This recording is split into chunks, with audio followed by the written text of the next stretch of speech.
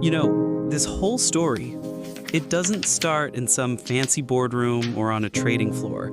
It starts with a letter from one person to a judge that tells you everything you need to know about the collapse of Spirit Airlines and the people who got left behind. And then there's this number, $5.3 million.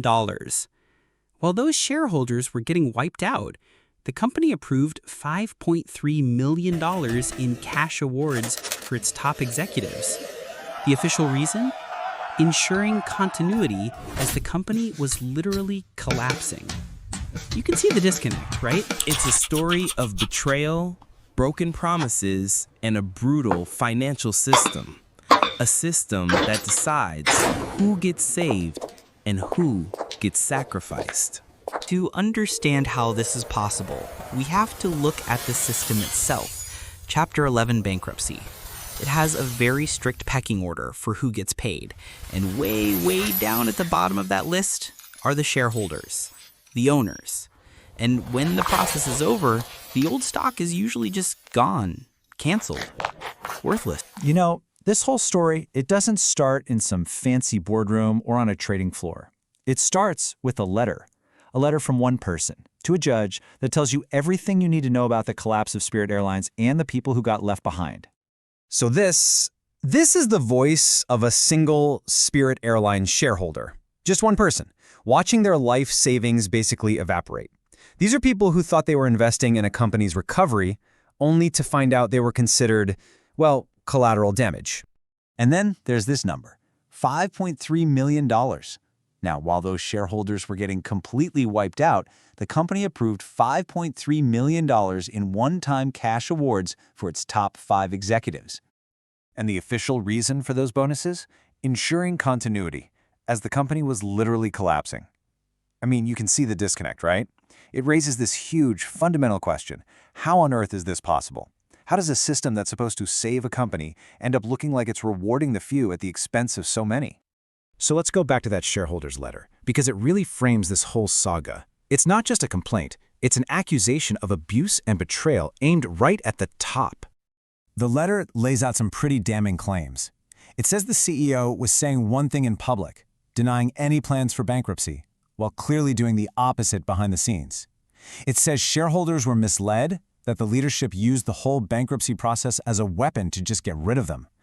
And get this, they're questioning massive spending, like a brand new $250 million headquarters, while the ship is sinking. To really get how this could happen, we have to pull back the curtain on the system itself. We need to talk about Chapter 11 bankruptcy, because it's a process that a lot of people, frankly, misunderstand. Okay, so Chapter 11, think of it like an ER for a business. The goal is not to shut the company down. The planes keep flying, they keep selling tickets. The point is to give the company breathing room to reorganize its debts and come up with a survival plan, all under a judge's supervision.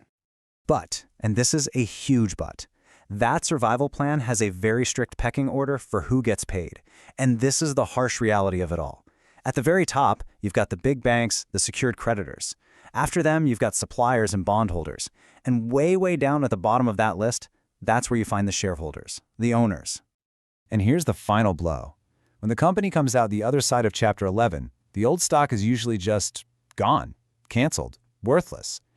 Legally, the system is designed this way. A new company is born from the ashes of the old one, and the old owners, the shareholders, are often left with absolutely nothing. Okay, but what about those executive bonuses? This is the move that sparked so much of the outrage, and it really shines a light on a super controversial part of the whole bankruptcy process. So here's the fundamental conflict. The law actually allows for these payments. They're called Key Employee Retention Plans, or KERPs. The argument is that you need to pay your top people to stop them from jumping ship during a crisis.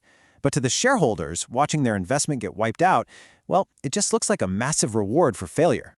And the numbers are pretty stark. Of that $5.3 million, the biggest chunk, a full $3 million, went directly to the CEO, the same person that shareholders held responsible for the company's mess in the first place. So that begs the question, why did Spirit even end up here? How did it collapse? Well, to understand that, you have to look at their entire business model, the ultra-low-cost carrier, or ULCC. The whole ULCC model is basically a high-wire act. It's all about getting you in the door with a super low fare and then making all the real money on add-ons, your bags, your seat selection, even a drink of water. It only works if your planes are constantly in the air and completely full, which makes you incredibly vulnerable when things go wrong. And boy, did things go wrong for Spirit. Their recent history has just been chaos. First, a merger with Frontier falls apart. Then they file for Chapter 11.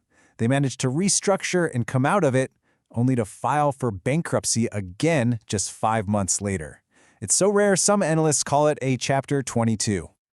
On top of all the market pressures, they got hit with a huge problem that wasn't even their fault. Widespread issues with their Pratt & Whitney engines meant dozens of their planes were just stuck on the tarmac. They couldn't fly, which crippled their ability to make money at the worst possible time. So let's bring this back to the human cost. The bankruptcy plan went through, and just as predicted, the shareholders got wiped out. But it turns out that first shareholder's voice was far from the only one. Suddenly, online forums just lit up. It wasn't one person's story anymore. It was this absolute flood of heartbreaking stories from everyday investors who had put their faith and their savings into the airline. And their anger echoed that original letter's core complaint, a deep, profound sense of betrayal. They questioned the most basic duty of a company's leadership, arguing that it's pretty easy to be generous when it's with other people's money. That sense of betrayal quickly hardened into just raw fury. The calls were no longer for explanations. People wanted serious consequences for the executives they felt were responsible. And with that, this chorus of voices turns one company's failure into a huge outcry. It stops being about just Spirit Airlines and becomes a much bigger conversation about a perceived lack of fairness in modern corporate finance. Which leaves us all with one final nagging question. If bankruptcy law is designed to save a company, who is it really designed to save? Is the goal to save the business as an entity, the jobs, the planes, the routes? Or is it meant to protect the people running it, even if that means sacrificing the very people who actually own it? It's a question about priorities, and ultimately about who pays the price. The bankruptcy plan went through. The shareholders were wiped out.